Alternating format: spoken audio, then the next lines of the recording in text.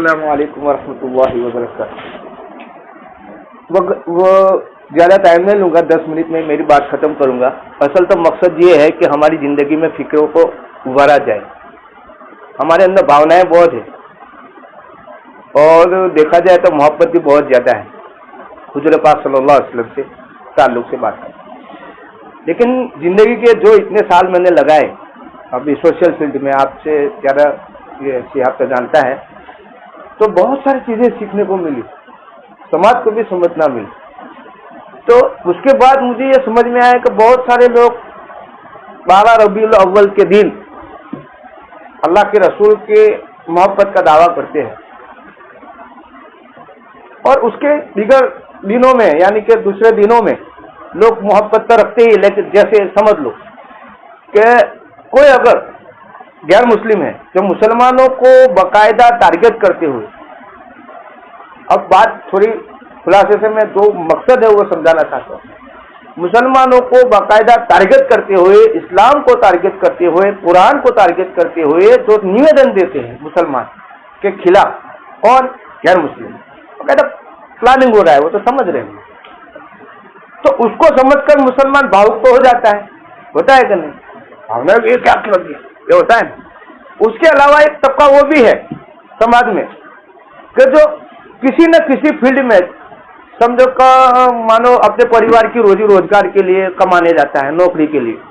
तो आप जैसे हम जैसे नौजवान हैं, कंपनियों में नौकरी करते हैं या कोई सरकारी डिपार्टमेंट में काम करता है, तो वो होता है। तो उसके आसपास में कौन सा तबका होता है? कौन सा तबका होता है? गैर मुस्लिम। अंदर आ जा बेटा, अंदर आ जा। तो कौन सा तबका होता है? गैर मुस्लिम। असल यहाँ सोचने की शुरुआत करने की जरूरत है और मकसद जो समझना है यहाँ से समझना है। हुजूर पाक सल्लल्लाहु अलैहि वसल्लम जो दीन लेके आए, इस्लाम, और जिसकी लैंग्वेज थी अरबी। असल जो मुसलमानों के अंदर, भारत के अंदर तब्दीली नहीं आती है, उसकी वजह बहुत सारी है। उसमें सबसे अहम जो वजह है, तो जो इल्म जो सीखे हुए लोग हैं हमारे, और अरबी लैंग्वेज में है। उसके बाद थोड़ा कन्वर्ट हुआ तो किसमें हुआ? उर्दू में। सही बता रहा हूं मैं? ज्यादातर आप भारत के किसी भी इलाके में चले जाओ, कश्मीर से लेकर कन्याकुमारी तक, तो सबकी अलग अलग लैंग्वेज है, समझने की, बोलने की अलग अलग पॉलिसी है। उसके अलावा दुनिया के अंदर आप देखोगे तो ये देखा जाता है कि दुनिया के हालात के ऊपर जो काबिज होते हैं, जैसे सल्तनत में, राजा, हुकूमत में, तो वो भी अपनी तरफ से कुछ न कुछ ऐसी कोशिशें करते हैं कि लोग कंफ्यूज रहे, बराबर। और एक इंसान अपनी जाति जो उसकी जरूरतें होती है उसको लेकर भी कंफ्यूज रहता है, तो रोजगार को लेकर है, कुछ न कुछ मसले होते हैं तो उसमें। तो इस बीच में से हुजूर पाक सल्लल्लाहु अलैहि वसल्लम के मकसद को समझना, उसको पूरा करना और पूरी दुनिया में इस्लाम, कुरान और जो भी मुसलमानों के सामने प्रोपेगेंडा हो रहे हैं उसको समझकर उनके प्रचार को फेस करना, समझे? फेस करना, एक के सामने एक खड़ा करना, दो के सामने दो खड़ा करना, और दूसरा उनका जो प्रयास हो रहा है उसके लेवल तक हमें पहुंचना। यह सबसे बड़ा अहम आज की मीटिंग का मसला है, समझे? असल मैंने इस तरह के प्रोग्राम तो होना तो ये चाहिए कि मैंने शुरुआत में बताया कि हमारे जो मोहल्ले में हमारे दोस्त जो बैठते हैं तो उनके बीच में जाके ये बातें करें, ताकि उनके अंदर फिक्र उभारी जाए। उनके अंदर जो समय है, मानो कि आप काम करते हैं रोजाना, आधा घंटा है तो आधा घंटा कहाँ देना है, क्या बात करनी है, इस आइडियोलॉजी को डेवलप करने की जरूरत है। अब मैं मकसद पर आता हूँ। हुजूर पाक सल्लल्लाहु अलैहि वसल्लम की जिंदगी को मैंने समझा, पढ़ा, माना। खाली माना कब होता है? जब मुसलमान होता है। तो मानने के बाद मैंने उसके ऊपर बहुत सारी एनालिसिस की। उसके बाद वक्त के भारत के मुसलमानों की सोचने समझने की शक्ति को भी एनालिसिस किया, समझे? उसके बाद जो भी सिस्टम है, मीडिया का ट्रायल है, पॉलिटिकल ट्रायल है, धार्मिक ट्रायल है, धार्मिक एक पॉलिसी है, तो उसके बीच में रहकर इंसान दूसरा अपनी जरूरत को लेकर जो काम काज को लेकर जाता है, तो गैर मुस्लिमों के सवाल। एक एग्जाम्पल ही, अगर कोई भी इंसान है, अभी चलो कोई नौकरी तो नहीं करता है, लेकिन खुदा ना खास्ता अगर हमारे साथ ट्रैवल में, ट्रेन में या बस में कोई ऐसा ज्ञानी, थोड़ा इस्लाम का ज्ञानी गैर मुस्लिम मिल जाए, अगर ये सवाल हमें पूछ ले कि तुम्हारे जो नबी को तुम मोहब्बत करते हो तो उसकी जिंदगी का मकसद क्या, तो हम बोल पाएंगे?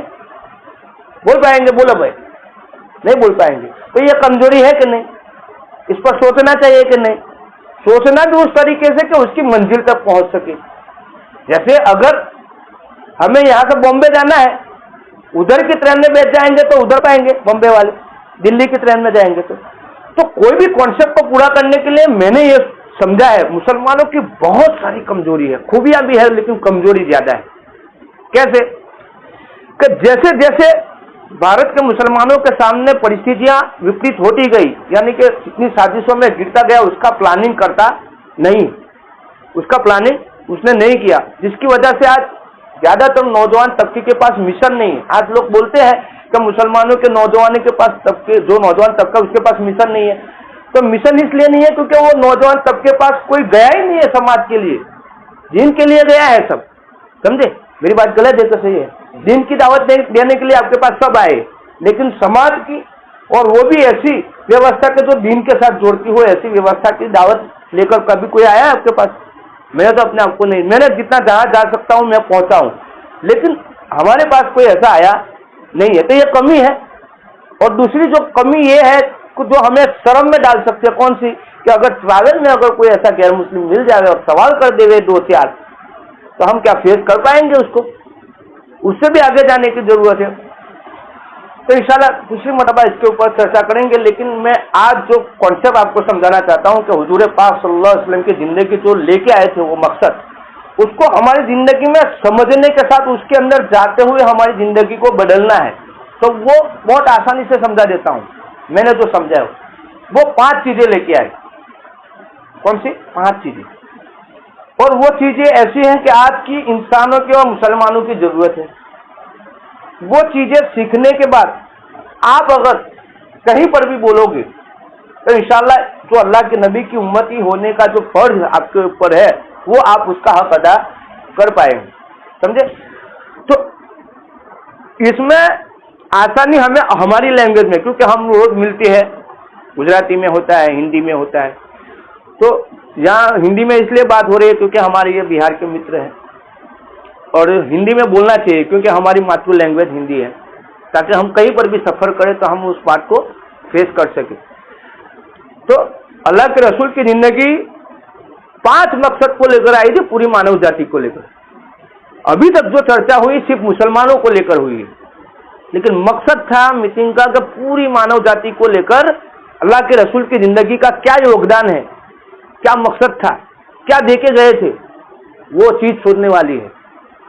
वो मैं इंशाल्लाह आप जो भी लोग आए, आप सबका नंबर भी लिया जाएगा, विस्तार से मैं आपको आर्टिकल भी भेज दूंगा, क्योंकि आप एक बार सुनोगे तो जहन में इतना जाएगा नहीं, लेकिन आप एक मरतबा सुनने के बाद जो मैसेज मैं दूंगा उसको पढ़ना थोड़ा बहुत है। इंशाल्लाह जो 5 मैं सब्जेक्ट समझा रहा हूँ उसको आसानी से आप समझ पाएंगे।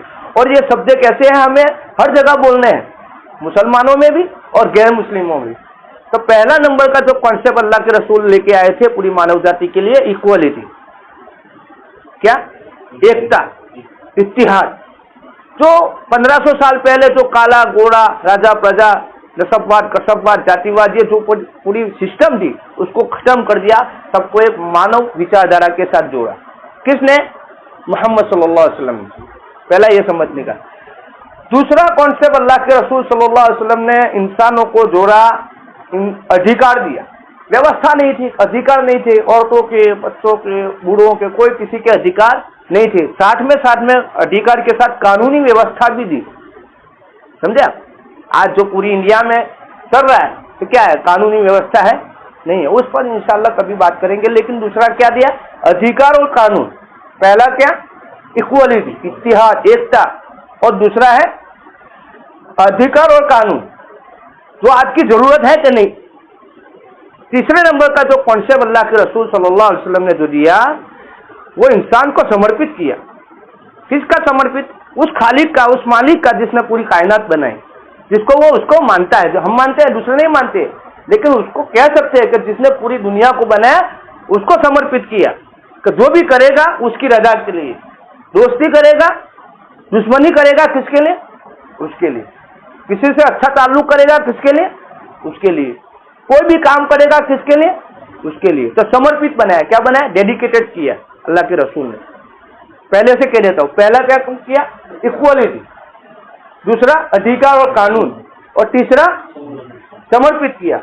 चौथा काम जो किया, इंसानों की जो बुद्धि जो संकुचित हो गई थी विवादों को लेकर, गुलामी को लेकर, तो अल्लाह ने इंसानों को ऐसा सक्षम किया कि दूर की सोचने के लिए काबिल बनाया, दूर अंदेशी पैदा की। आगे की प्लानिंग तैयार करो, पीछे की घटनाएं अल्लाह के रसूल कुरान के माध्यम से लेके आए, आदम से लेकर पूरी आखिरी इंसान तक की सिस्टम लेके आए कि नहीं? तो दूर अंदेशी की सिस्टम लेके आए कौन? हुजूर पाक सल्लल्लाहु अलैहि वसल्लम। पहले से दोहरा देता हूं, मैं इसे बार बार बोलता हूं कि आपको याद रहे, क्योंकि ये जरूरी है। इत्तिहाद, कायदा और कानून, अधिकार और कानून, तीसरे नंबर पर समर्पित, चौथा दूरअंदेशी, और पांचवा इंसान को जिम्मेदार बनाया। बहुत सारे लोग ऐसे थे जो इस्लाम को मानने को तैयार नहीं थे, लेकिन उनको तैयार किया किस बात पर? कि न्यायिक व्यवस्था बनाएंगे, सामाजिक व्यवस्था बनाएंगे, अन्याय के खिलाफ हम लड़ेंगे। समझे? कि 5 व्यवस्था ऐसी लेके आए जिसकी गहराई में हमें जाने की जरूरत है, और इसको भरूच के हर गांव, हर घर, हर व्यक्ति तक ले जाने की जरूरत है, और इसकी मेहनत खड़ी करने के लिए कोशिश तो हम करते हैं। तो इसकी और मजीद ताकत लगाने की जरूरत है, इसको और डेवलप कर सकता हूं मैं। तो ये कॉन्सेप्ट जो है मैं बोला हूं, उसमें शायद मैं 5 घंटे बोल सकता हूं, लेकिन क्योंकि टाइम जितना, हमें अभी इतनी आदत भी नहीं है। जैसे इंसान धीरे धीरे कोई चीज में, जैसे अभी एक कोई आप खेल कूद के मैदान में है तो आप पूरा दिन खेलोगे तो चलेगा। एक क्रिकेट का खिलाड़ी है, अगर वॉलीबॉल में ले जाएंगे तो एक आध गेम खेलेगा और फिर बैठ जाएगा, होगा कि नहीं? तो उसकी फिजिकली और मेंटली उसकी सोच होती है। तो उस हिसाब से हमारा ये माहौल बनाना बहुत जरूरी है। बहुत सारी कमजोरी है हमारी भरूच की, बहुत सारी, एक नहीं। जैसे देख लो, सबसे ज्यादा मेजोरिटी गुजरात में मुसलमानों के पास। जीन का जो पहलू ज्यादातर कहाँ देखा जाता है? भरूच में। आर्थिक क्षेत्र में गुजरात के सबसे ज्यादा सक्षम मुसलमानों में कौन आता है? भरूच आता है। समझे?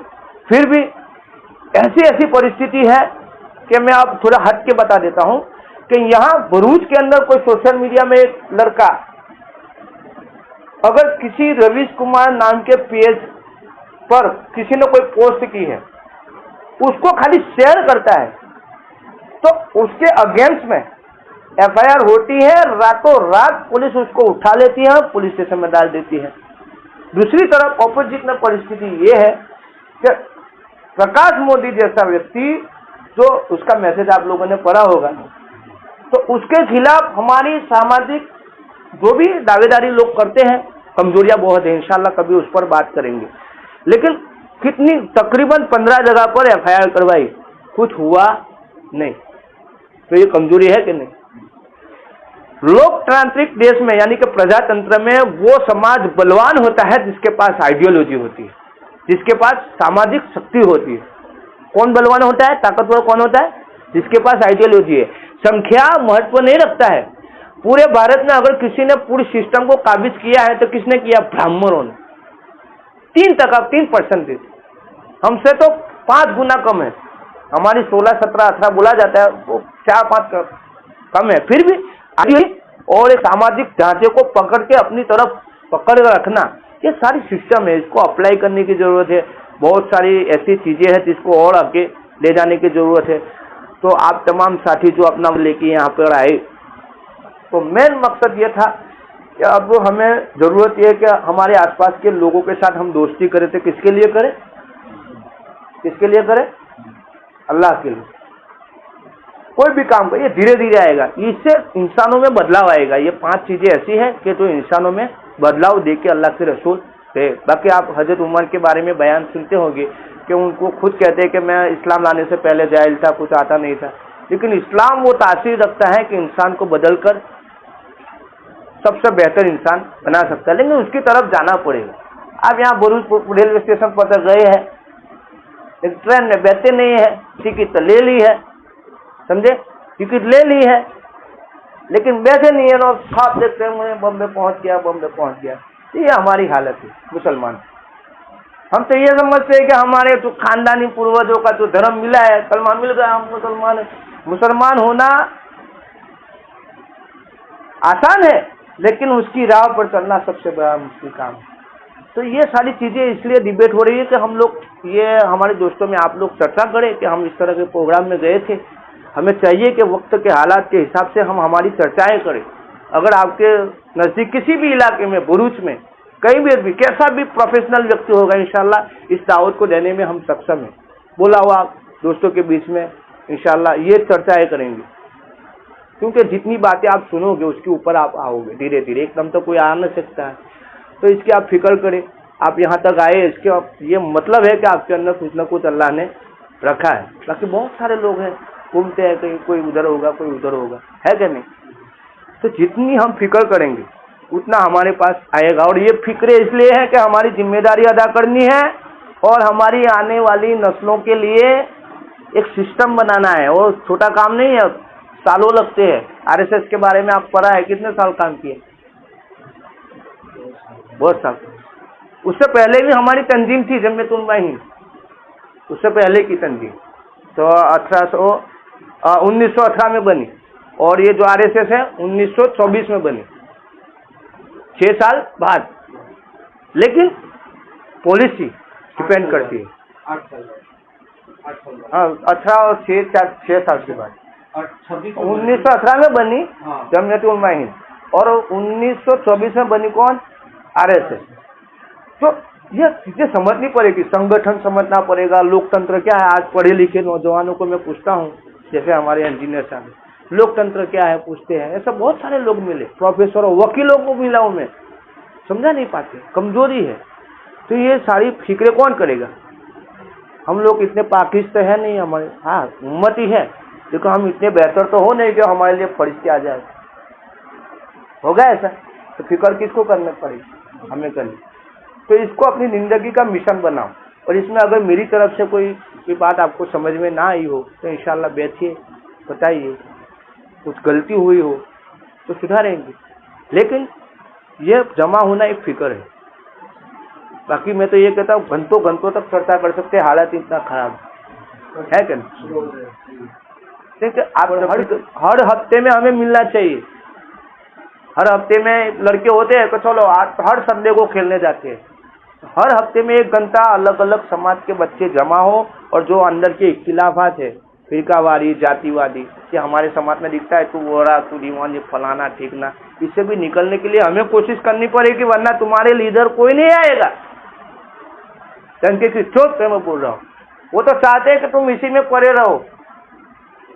इससे तब जब तक हम नहीं निकलेंगे तब तक हम बाहर की जो आने वाली जो चीजें हैं उसका फेस नहीं कर सकते। तो इंशाल्लाह इस पर मजीद बातचीत होगी। और आप सबका तो वो नोट है ना कि आप सबका नंबर ले लो, ताकि आइंदा जब भी मीटिंग हो तो सबको मैं मैसेज दे देता हूँ। और जो मैंने ये बात बताई 5 पॉइंट, इंशाल्लाह मैं उसको आपको व्हाट्सएप कर दूंगा, आप इस बार पढ़ लेना। जब भी किसी से बात करनी हो तो उसको स्टार मार के रखो या तो सेव करके रखो, बराबर।